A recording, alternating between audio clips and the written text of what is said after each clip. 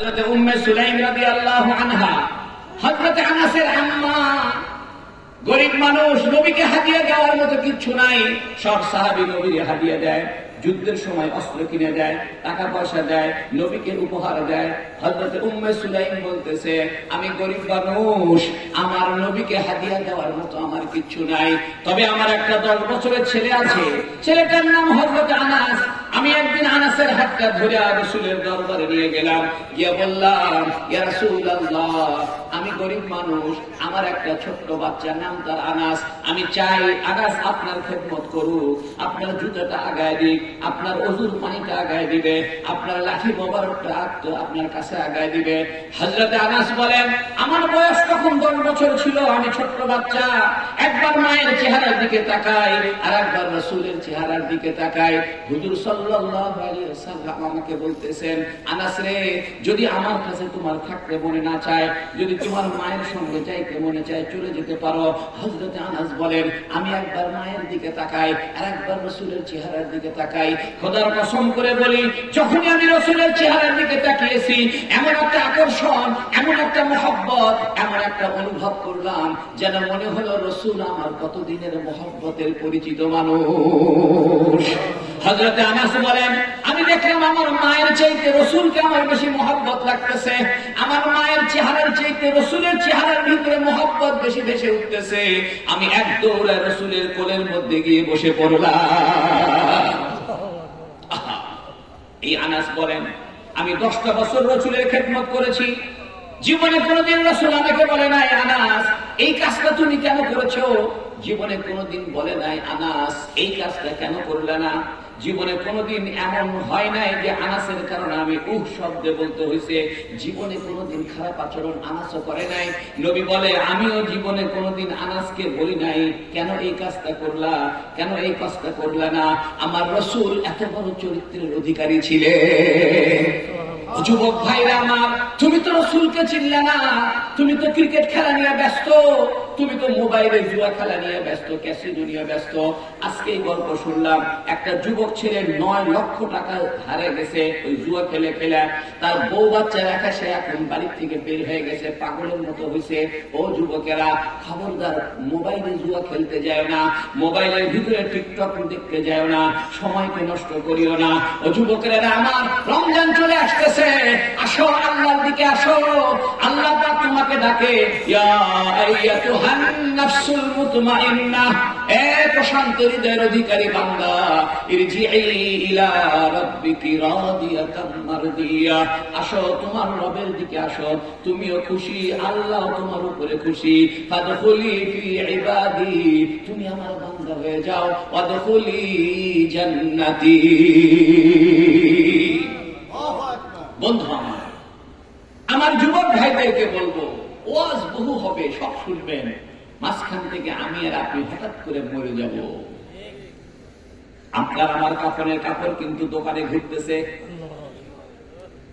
2 দিন আগে তাবলীগের ইজতেমা হইল, ইজতেমার ময়দানে একজন মুরব্বী বয়ান করতেছে, আমার আর আপনার কাফনের কাপড় কিন্তু দোকানে দোকানে ঘুরতেছে। আপনি জানেন না, হয়তো যে দোকানে আপনার কাফনের কাপড়, ওই দোকানের সামনে দিয়ে আপনি হাঁটতেছেন।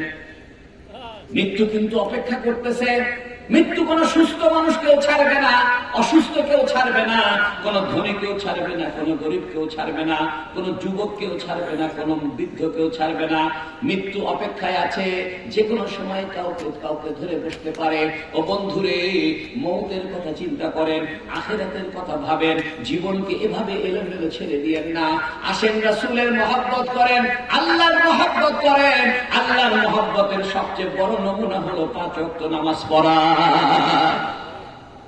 হাজার হাজার যুবক আছে নামাজ পড়ে না, হাজার হাজার যুবক আছে রাসূলের সুন্নতকে অবজ্ঞা করে, আছে কিনা দেখেন। আমার রাসূলের অবস্থাটা দেখেন। হযরত জাবের, মনে আছে তো, খেজুরের স্তূপের উপরে নবী বসে আছেন। হযরত জাবের বিসমিল্লাহ বলে বলে খেজুর মাপতেছে, আর তার বাপের পাওনা শোধ করতেছে। সকাল থেকে দুপুর হয়ে গেল, সব পাওনা পরিশোধ হয়ে গেছে। আল্লাহু আকবার। নবী আলাইহিস সালাতু ওয়াস সালাম বলতেছে, জাবের তোমার কাজ হয়েছে? তো হযরত জাবের বলে, ইয়া রাসূলুল্লাহ, কাজ তো হয়েছে, সব পাওনা শোধ। নবী বলতেছেন তাইলে আমি এখন যাই। এখান থেকে একটা মাসলা বের হয়েছে, সেটা আপনি কারো বাসায় বেড়াইতে গেলে আসার সময় বলে আসা সুন্নত। আল্লাহু আকবার। এই যে নবী হযরত জাবেরের বাড়িতে গেছেন, ঠিক কিনা? আসার সময় হযরত জাবেরকে বলতেছেন, ও জাবের, তোমার তো কাজ হয়ে গেছে, তোমার তো বাপের পাওনা শোধ হয়ে গেছে, আমি এখন যাই। হযরত জাবের বললেন, ইয়া রাসূলুল্লাহ, যাইতে পারেন, অসুবিধা নেই, কাজ তো আমার হয়েছে। নবী আলাইহিস সালাতু ওয়াস সালাম আস্তে করে উঠে চলে আসলেন। হযরত জাবের বলতেছেন, আমি মনে মনে ভাবছিলাম আমার সমস্ত খেজুর যদি শেষ হয়ে যায় আর বাপের পাওনা যদি পরিশোধ হয়ে যায় তাতেই আমি খুশি। একটা খেজুরও যদি অবশিষ্ট না থাকে আমার কোনো দুঃখ নাই, কোনো আফসোস নাই। কিন্তু নবী সাল্লাল্লাহু আলাইহি ওয়াসাল্লাম চাদর থেকে নেমে যাওয়ার পরে আমি আস্তে করে চাদর তুলে দেখি সকালে যে পরিমাণ খেজুর ছিল এখনো সেই পরিমাণই আছে। ওয়ামা আরসালনাকা ইল্লা রাহমাতাল লিল আলামিন। ও বন্ধু, আমার নবী হলো বরকতের নবী। নবী যেখানে হাত দেয় সেখানে বরকত হয়ে যায়। আল্লাহু আকবার। আর একটা হাদিস শোনাই, এটাও বুখারী শরীফের মধ্যে আছে। বাবু গজওয়াতিল খন্দক, খন্দকের যুদ্ধের বর্ণনার মধ্যে হাদিসটা পাওয়া যাবে। ও বন্ধুরে, খন্দকের যুদ্ধের মধ্যে 1400 সাহাবী ছিল। কয়শো? 1400 সাহাবী ছিল। এক সাহাবী এসে বলতেছে, ইয়া রাসূলুল্লাহ, আমাদের পানির বড় অভাব, কোথাও কোনো পানি পাওয়া যাইতেছে না, খাওয়ার পানি নেই, ওযুর পানি নেই, গোসল তো দূরেই থাকলো। নবী আলাইহিস সালাতু ওয়াস সালাম বললেন, ও আমার সাহাবীরে, দেখো তো কোথাও একটু সামান্য পানি খুঁজে পাও কিনা। ওই সাহাবী খুঁজতে খুঁজতে সামান্য একটু পানি পাইছে, চামড়ার একটা মশকের ভিতরে, চামড়ার থলেকে আরবিতে মশক বলে, ওই মশকের ভিতরে সামান্য একটু পানি নিয়ে আসছে। নবী আলাইহিস সালাতু ওয়াস সালাম ওই পানিটা দিয়ে হালকা করে ওযু করলেন। হালকা ওযু মানে ওযুর ফরজ গুলো আদায় করলেন। ওযুর ফরজ 4টা। কয়টা? হাতের কনুই পর্যন্ত একবার ধৌত করা, পুরো চেহারাটাকে একবার ধৌত করা। চেহারা মানে মাথার চুলের কপালের গোড়ালি থেকে নিয়ে থুতনির নিচ পর্যন্ত আর 2 কানের লতির পর্যন্ত যে চেহারাটা দেখা যায়, পুরো চেহারাটা ধৌত করা ফরজ। এমন ভাবে ধুইলেন কানের লতির সাইডে শুকনা থেকে গেল, অথবা থুতনির নিচে শুকনা থাকলো, অথবা শীতকাল ভয়ে ভয়ে ঠান্ডা পানিতে চেহারা ভালো করে ধোয় না, চুলের গোড়ালিতে পানি পৌঁছলো না, ওযুটা হবে না। ঠিক কিনা? ওযুর ফরজ 4টা, এগুলো শেখা ফরজ। হাতের কনুই পর্যন্ত একবার ধৌত করা ফরজ, মুখের মুখমণ্ডলকে একবার ধৌত করা ফরজ, মাথার 4 ভাগের 1 ভাগকে মাসাহ করা ফরজ, আর পায়ের টাকনু পর্যন্ত ভালো মতো ধৌত করা ফরজ। পা ফেটে গেছে, শীতকালে ওযু করে ভালো মতো পানি দিয়ে ডলে নাই, হাতার ভিতরে পানি ঢোকে নাই, ওযু হবে না। মহিলারা নখের মধ্যে নেল পালিশ দিছে, ওযু করছে, ওযু হবে না। কারণ নেল পালিশ থাকলে উপর দিয়ে পানি স্লিপ করে, নেল পালিশের মধ্যে পানি ঢোকে না। হাতের মধ্যে সুপার গুলো আঠা লাগছে, আঠার উপর দিয়ে পানি চলে গেল, ভিতরে পানি ঢুকলো না, ওযু হবে না। বন্ধু আমার, ফরজ গোসল তো আরো মারাত্মক। আপনি রুটি খাইছেন, রুটির আটা দাঁতের মধ্যে লেগে আছে, ভালো মতো কুলি করলেন না, ফরজ গোসলটা হবে না। নাকের ছিদ্রের মধ্যে পানি ভালো মতো প্রবেশ করলেন না, গোসলটা হবে না। কানের ছিদ্রের মধ্যে ভালো করে পানি ঢুকাইলেন না, ফরজ গোসলটা হবে না। আপনার গুপ্তাঙ্গে ভালো করে পানি প্রবেশ করলো না, আপনার গোসলটা হবে না। হাজার হাজার মানুষ গোসলের ফরজটা জানে না। গোসলের 3টা ফরজ। কয়টা ফরজ? 1 নম্বর নিয়ত করা, 2 নম্বর পুরো শরীরের মধ্যে ভালো মতো পানি পৌঁছায় দেওয়া, আর 3 নম্বরে নাকের ছিদ্রে কানের ছিদ্রে ভালো করে পানি পৌঁছানো। আমার মা বোনেরারে, শরীয়তের মাসলা মাসাইল জানা আপনাদের জন্য ফরজ। আপনাদের জন্য একটা কিতাবের নাম বলি, একটা ভালো কিতাব আছে, নাম হলো বেহেশতি জেওর। হযরত মাওলানা আশরাফ আলী থানভী রাহিমাহুল্লাহ এই কিতাবটা লিখছেন। এই কিতাবটার মধ্যে সব মাসলা মাসাইল দেওয়া আছে। প্রত্যেকটা বাড়িতে বাড়িতে এই কিতাবটা থাকা খুবই জরুরি। ঠিক কিনা? আজকে আমাদের মা বোনরা ইবাদত বন্দেগীতেও মাসলা মাসাইল জানে না। কপালের ভিতরে ভুরু তুলছে, ভুরু, এটা হারাম। হাদিস শরীফে আছে, আল মুসমাত আল মুস্তারশামাত কালাহু ফিন্নার। যারা পরচুলা লাগায়, ভুরু প্লাক করে, ভুরু চাইছে নতুন করে ভুরু আঁকায়, এরা সব জাহান্নামে যাবে। শহরের হাজার হাজার মহিলারা ভুরু তোলে, ঠিক কিনা? যাদের ভুরু একটু মোটা এরা করে কি ভুরুটাকে সং দিয়ে তুলে তুলে ফেলে, নতুন করে ভুরু আঁকায়, পরচুলা লাগায়, চুল ছোট নতুন করে বাজার থেকে চুল কিনে আনছে, সেই চুলটা খোপার মধ্যে দিয়ে চুল বড় করে দেখাচ্ছে। এগুলো সব হারাম। আমার মা বোনেরা রে, আপনাদের জন্য মাসলা মাসাইল জানা খুব দরকার। হাদিস শরীফে আছে মহিলার যদি 4টা আমল করে, কয়টা আমল? 4টা আমল করে, ওই মহিলার জন্য জান্নাতের সমস্ত দরজায় আল্লাহ খুলে দিবে। হাদিস শরীফে আছে মান সাল্লাত খামসাহা, কোন মহিলা যদি 5 ওয়াক্ত নামাজ আদায় করে, ওয়াসামাত শাহরাহা, রমজান মাসে রোজাটা ঠিকমতো রাখে, ওয়া খাদামাত যাওজাহা, স্বামীর খেদমত ঠিকমতো করে, ওয়া আহসানাত ফারজাহা, এবং তার যৌনতার হেফাজত করে। হাদিস শরীফে আছে ফুতিহাত লাহা আবওয়াবুল জান্নাহ, ওই মহিলার জন্য জান্নাতের সমস্ত দরজাই খুলে দেওয়া হবে। মহিলারা 5 ওয়াক্ত নামাজ পড়ে ঠিকই, কিন্তু জোহরের নামাজ পড়তে পড়তে বিকাল 3:30 বাজে, ঠিক কিনা? ওই কাপড় ধোয়, মশারি ধোয়, বালিশের কভার ধোয়, হাড়ি পাতিল ধোয়, এগুলা ধোয়া পাকড়া করতে করতে জোহর নামাজ পড়ছে 3:30টায়, মকরু টাইমে পড়ছে, ঠিক কিনা? আমার মা বোনদেরকে বলবো সময় মতো নামাজটা পড়ে নেবেন। মসজিদে যখন আজান হবে ছেলেরা মসজিদে চলে যাবে, মহিলারা বাড়ির মধ্যে যায় নামাজ বিছায় দিবে।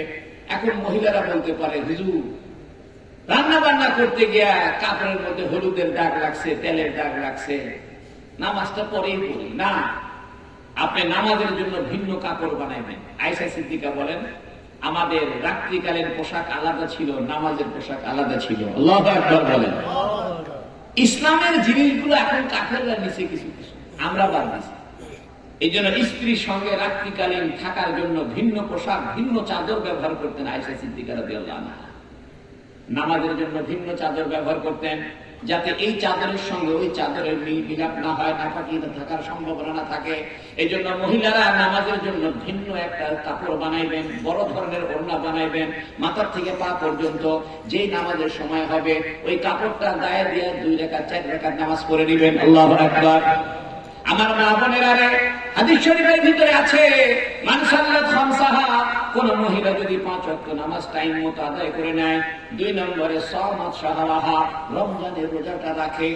মহিলারা রমজানের রোজা ঠিকই রাখে, কিন্তু প্রত্যেক রমজানে কিছু রোজা কাজা হয়ে যায়।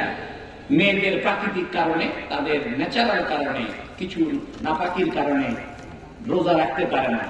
এখন এই কাজা রোজা মহিলারা রাখে না, 6 রোজা রাখা নিয়ে ব্যস্ত, কাজা রোজা রাখার খবর নাই, ঠিক কিনা?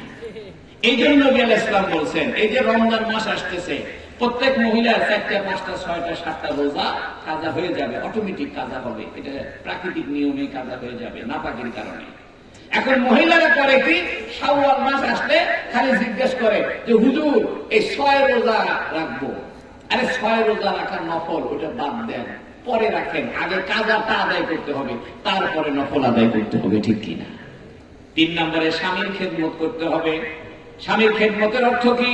স্বামীর খেদমতের অর্থ হলো স্বামীকে শান্ত রাখা, স্বামীকে সাহস দেওয়া, স্বামীকে ধৈর্যের সময় ধৈর্যের পরিচয় দেওয়া, স্বামীর মনের আনন্দের সৃষ্টি করা, এটার নাম স্বামীর খেদমত। স্বামীর খেদমতের একটা হাদিস শোনাই। নবী আলাইহিস সালাতু ওয়াস সালাম গারে হেরার মধ্যে কোরআন নাযিল হয়েছে। জিবরিল আলাইহিস সালাম নবীকে চাপ দিয়ে 3 বার চাপ দিয়ে বলেছেন ইকরা, পড়ো। নবী বলে আমি পড়তে পারি না। জিবরিল আবার বলে পড়ো, নবী বলে পড়তে পারি না। জিবরিল আবার বলে পড়েন, নবী বলে পড়তে পারি না। এরপরে নবী আলাইহিস সালাতু ওয়াস সালামকে হযরত জিবরাইল বুকের সঙ্গে চাপ দিয়ে 3 বার জোরে চাপ দিয়েছেন। এইবার বলতেছে পড়েন তো দেখি। নবী আলাইহিস সালাম ঘর ঘর করে পড়া শুরু করে দিয়েছে। রাত্রেবেলা শবে কদরের রাত্রে, লাইলাতুল কদরের রাত্রে মক্কা শরীফে রমজান মাসে তাহাজ্জুদের সময় পাহাড়ের মধ্যে কোরআন নাযিল হয়েছে। জীবনের প্রথম নবীর সঙ্গে জিবরাইলের দেখা, নবী ভয় পেয়ে গেছে। বাড়িতে এসে বলতেছে জাম্মিলুনি জাম্মিলুনি। আল্লাহু আকবার। আজকে আমাদের সকলের মুরব্বী অধ্যক্ষ হাফেজ মাওলানা ইউনূস সাহেব দামাত বরকাতুহুম এসেছেন। আমি এখনই ছেড়ে দিচ্ছি। আমি শুধু বলতে চাই রাসূলের সুন্নাত মতো আমাদের চলতে হবে, ঠিক কিনা? ওই যে নবী মস্কের ভিতরে পানি ছিল, পানি দিয়ে ওযু কইরা ওই কুলি করার সময় মস্কের মধ্যে কুলি ফেলে দিয়েছেন, আর সাহাবীকে বলতেছেন যাদের পানি লাগে নিয়ে যাও। হাদিসের মধ্যে আছে প্রায় 1400 সাহাবী পানি নিয়ে গেছে, সবার পানি নেওয়া পূর্ণ হয়েছে, মস্কের পানি আগে যেমন ছিল তেমনই আছে। সুবহানাল্লাহ। বন্ধুরা আমার, আসে রমজান চলে আসছে, আমাদের কোরআন শিখতে হবে। যারা কোরআন জানেন না এই মাদ্রাসায় চলে আসবেন। বয়স্কদের একটা ক্লাস এখানে খোলার অনুরোধ করব। আপনাদের বাচ্চাদেরকে মাদ্রাসায় দিবেন, 1 ঘন্টার জন্য পড়ে যাক, স্কুলে পড়ে ডাক্তার হোক গা, অসুবিধা নাই, কিন্তু 1 ঘন্টা মাদ্রাসায় পড়ে যাক, ঠিক কিনা? আপনাদের সন্তানদেরকে মাদ্রাসায় দিবেন, হুজুর সাল্লাল্লাহু আলাইহি ওয়াসাল্লামের সুন্নতের উপরে আমল করবেন। আল্লাহ এই কথাগুলোর উপরে আমাকে আমল করার, আপনাদেরকে আমল করার তৌফিক দান করুন। বলুন আমিন। ওয়া আখিরু দাওয়ানা আলহামদুলিল্লাহি রাব্বিল আলামিন। আসসালামু আলাইকুম ওয়া রাহমাতুল্লাহি ওয়া বারাকাতুহু। আলহামদুলিল্লাহ।